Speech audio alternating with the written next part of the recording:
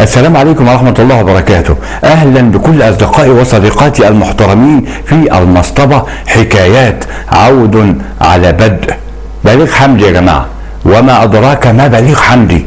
ده الملحن اللي قعد عشرات الملحنين عشرات السنين في بيوتهم، بما فيهم رياض السنباطي ومحمد عبد الوهاب نفسه.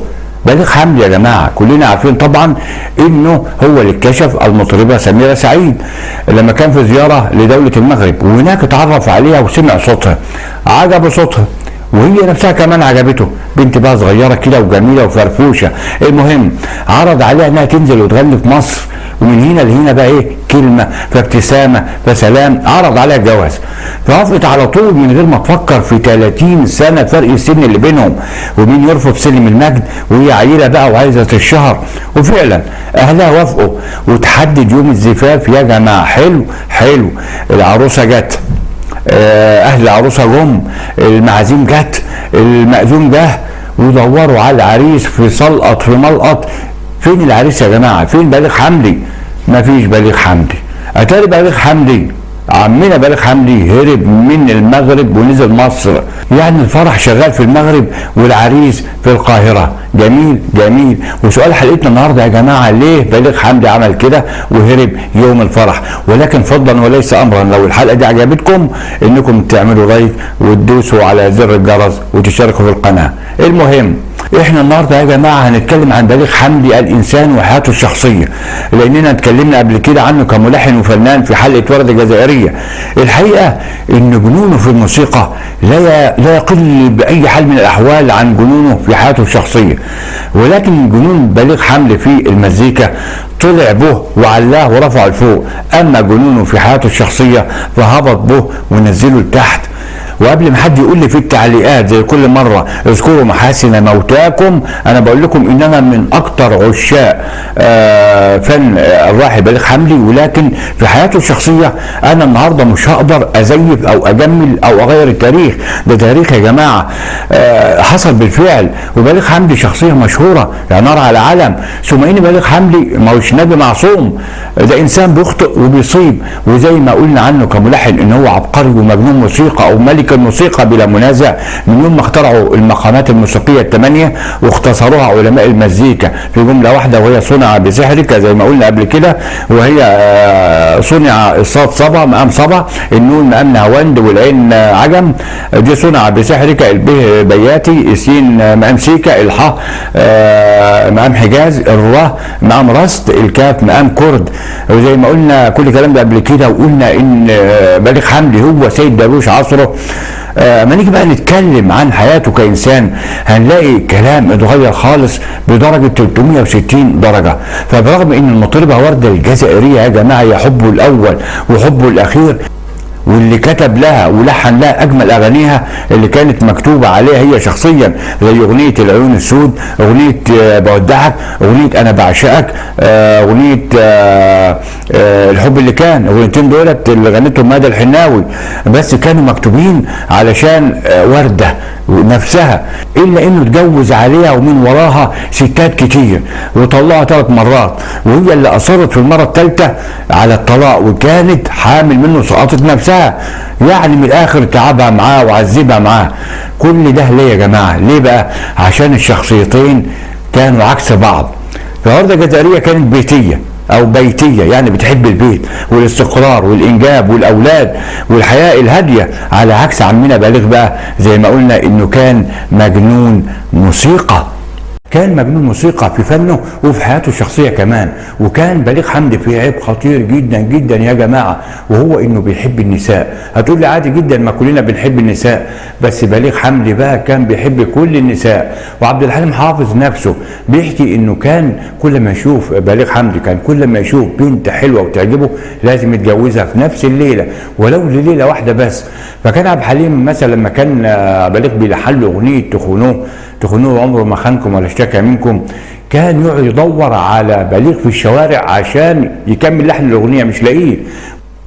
ولما لقاه بليغ قال له يا حليم معلش في بنت حلوه قوي عجباني قوي، وانا مش هكمل يا حليم لحن الاغنيه ديت الا لما اتجوزها النهارده.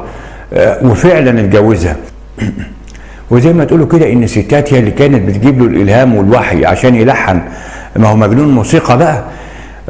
والعشق الشديد قوي للنساء ده من صغره، ده اللي جاب له الكافيه في اخر حياته، وقعه في قضيه مقتل سميره مليان المغربيه برضه، يعني وسميره برضه سبحان الله.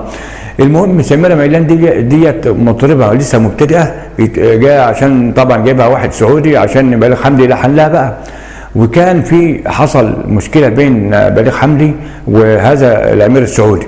فالمهم كانوا معزومين في سهره عند بليغ حمدي في شقته، فقام السعودي ده قتل سميره مليان، واللي كانوا معزومين هم اتنين في السهره مع ناس تانيه. المهم السعودي ده كان عايز يلبس بليغ حمدي اي مصيبه عشان مشاكل، كان في مشاكل بينهم، وراح قتل سميره مليان ورماها من شباك اوضه بليغ حمدي وهي عريانه كمان.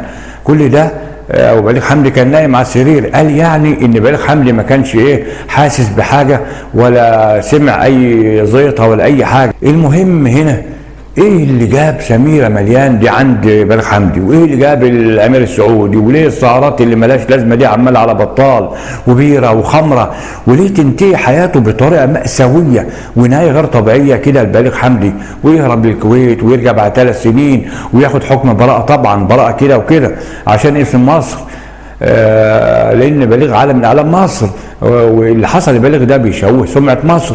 وراحت ورده واتوسطت لبليغ حمدي عند وزير الداخليه ايامها اللي هو كان زكي بدر، قالت له ان لازم بليغ يرجع لمصر عشان سمعه مصر ويتحاكم من غير ما يقف في قفص الاتهام بالمحكمه. فضحك زكي بدر وقال لها انت بتقول ايه يا ورده؟ محكمه ايه وقفص ايه اللي هيقف فيه بليغ؟ ده بليغ هياخد البراءه من قبل ما ينزل من الكويت، من قبل ما يدخل مصر اصلا. معلش بقى طولت عليكم شويه، نيجي بقى للموضوع بتاعنا. ليه بليغ حمدي هرب من سميره سعيد ليله الفرح؟ اللي جابها يا جماعه، وزي ما قلنا قبل كده يا جماعه ان ورده الجزائريه هي حبه الاول والاخير. وفي الفتره اللي اتعرف فيها بليغ حمدي على المطربه سميره سعيد كان منفصل عن ورده الجزائريه، وفي بينهم مشاكل بسبب علاقاته الغراميه المتعدده. المهم سميره سعيد شغلته شويه وقضوا مع بعض اوقات حلوه شويه، لكن دايما ورده كانت على باله وفي خياله وفي تفكيره، ورغم ان هو في المغرب وهي في مصر. فلما جت ليله الزفاف على سميره سعيد زي ما تقولوا كده بليغ حمدي حس بمدى الاهانه اللي هتحس بيها ورده، هو يعذبها اكتر ما هو معذبها وكانت مستحملاه، يجي كمان يتجوز عليها تاني ايه؟ ده تاني وتالت وتاسع وعاشر، ومن مين؟ من عيله صغيره واصغر منه ب 30 سنه. وبص كمان بقى لتاريخه الفني والناس هتقول عليه ايه؟ وموسيقار كبير ويتجوز عيله والكلام ده يعني.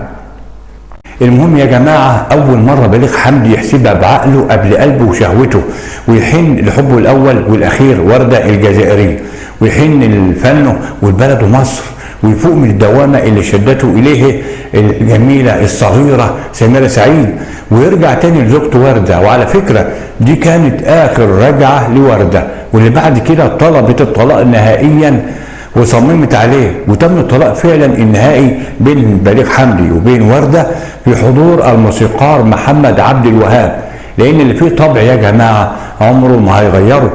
رحم الله الفنانه الراحله ورده الجزائريه، ورحم الله عبقري النغم بليغ حمدي، وشكرا لكم.